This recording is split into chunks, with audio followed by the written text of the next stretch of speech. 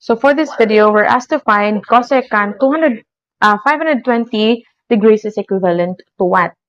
So take note na dito, if we will write that one, draw that one.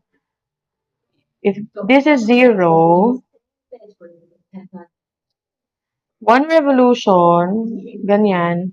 This is 360, okay? 360 degrees.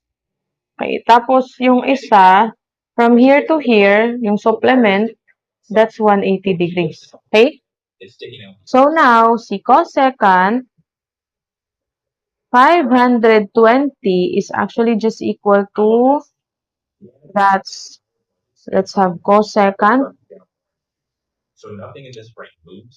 520. Let's minus it with dito sa 360, 1 revolution. 360.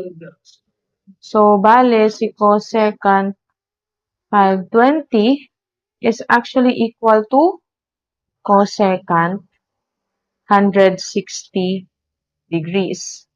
Or, si cosecant 160 degrees is actually equal to cosecant.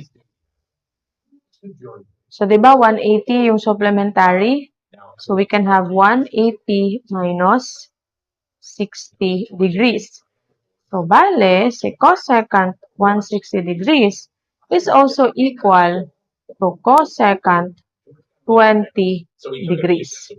Therefore, cosecant 520 degrees is just equal to cosecant 20 degrees.